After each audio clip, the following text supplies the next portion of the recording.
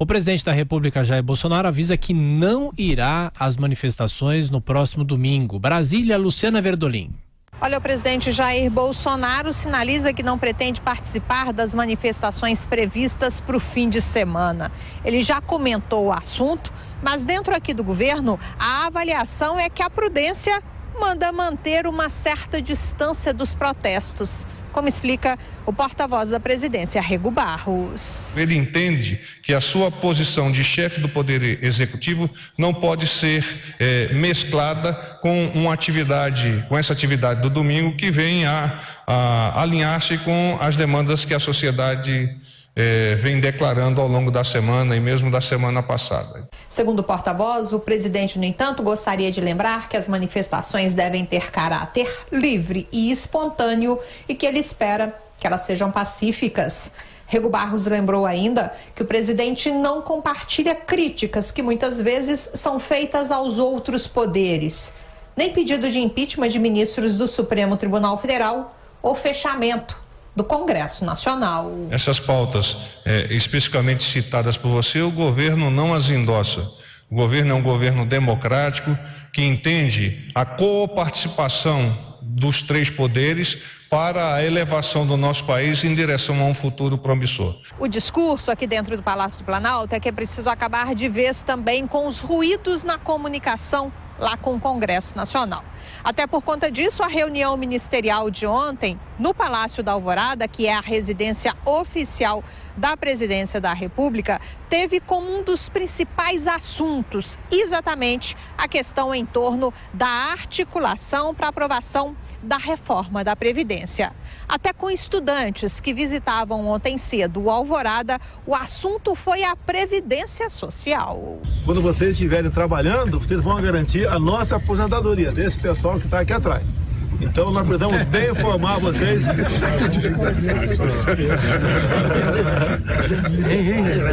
Nós estamos tentando aqui, não vou explicar aqui outra forma de aposentadoria também, mas não vai ser de uma hora para outra. O Paulo Guedes vai depender do INSS.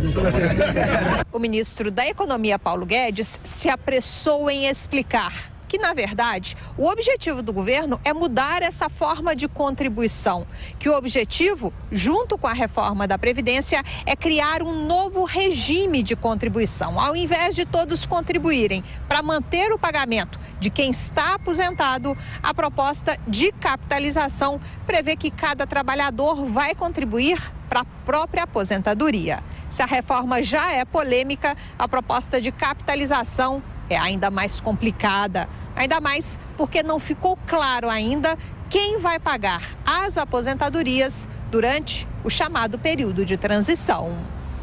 De Brasília, Luciana Verdolim. Denise. Não vão ser as crianças que vão pagar a aposentadoria do período de transição e o estoque de aposentados, né? Paulo Guedes brincando, acabou corrigindo o presidente em relação a isso, porque a ideia da capitalização é que os jovens, quem for ingressar no mercado de trabalho, contribua para a própria aposentadoria, que hoje muita gente imagina que aconteça isso, mas não é. Você dá a sua contribuição, entra num bolo geral, que aí é repartido por todos.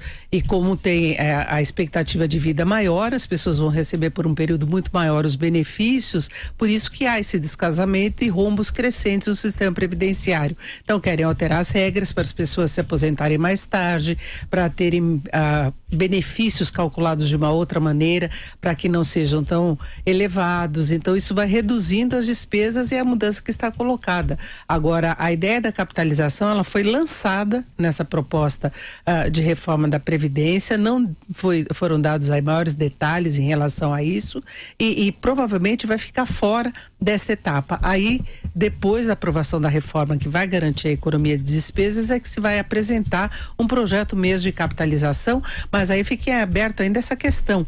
Como financiar? Porque países que adotaram tinham condições financeiras de bancar essa transição. Então, quem já está aposentado, quem vai ainda se aposentar com as atuais regras, mesmo que ela sofreu algumas mudanças, a pessoa tem de contribuir um tempo a mais para poder se aposentar, ainda vai prevalecer a regra atual.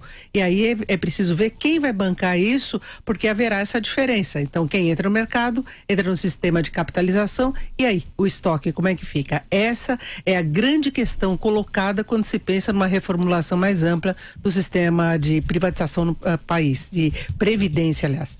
Professor Vila. É só falar das manifestações que o porta-voz estava se referindo, lembrar o seguinte: uma conjuntura cada vez mais tensa. A semana passada foi recheada de tensões, o fim de semana também, e essa semana, idem, né? Nós estamos na quarta-feira. De acordo com o antagonista, eu abri aqui, foi postado às 8h43, uma pesquisa de opinião pública. Os que consideram ruim e péssimo o governo são 36% dos entrevistados, 36,2%, para ser absolutamente preciso. Os que consideram regular, 31,3%. Os que consideram ótimo, bom, 28,6%. E a curva do ruim e péssimo não para de crescer e do ótimo, bom não para de cair. É isso que interessa. Ou seja, o governo está caminhando a passos largos para a impopularidade. Enquanto continuar a agir dessa forma, não vai aprovar a reforma da Previdência, aquela do Planalto. Pode tirar a capitalização, não passa. É mais fácil o Palmeiras ser campeão mundial. É impossível passar a capitalização. É impossível. Pode registrar. Não passa. Não passa porque ela fracassou em 30 países adotados, fracassou em 18. Não sou eu que disse. Eu li o relatório da Organização Internacional do Trabalho. Não passa. Pode tirar. Inclusive, você não pode dar um cheque em branco. Você vai aprovar a capitalização como ela é. Não sabemos. Não dá. Isso não passa. Outras questões vão passar. Essa não. Aposentadoria real não passa, etc. Né? Então a questão que se coloca é que a manifestação mostra o desespero de pessoas que não entendem o que é fazer política. Política é convencimento, no diálogo, no debate, na palavra e não na força. Ao adotar a força como instrumento da política, aí você está na guerra. Guerra não é política.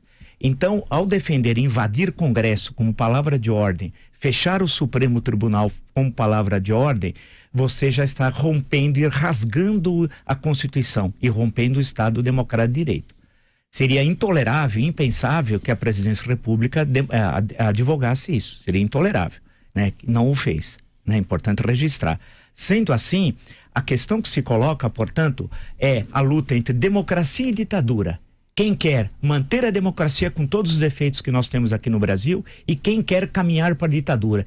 É essa polarização do dia 26. Quem quer democracia? Eu quero a democracia. Os que vão no dia 26 querem ditadura.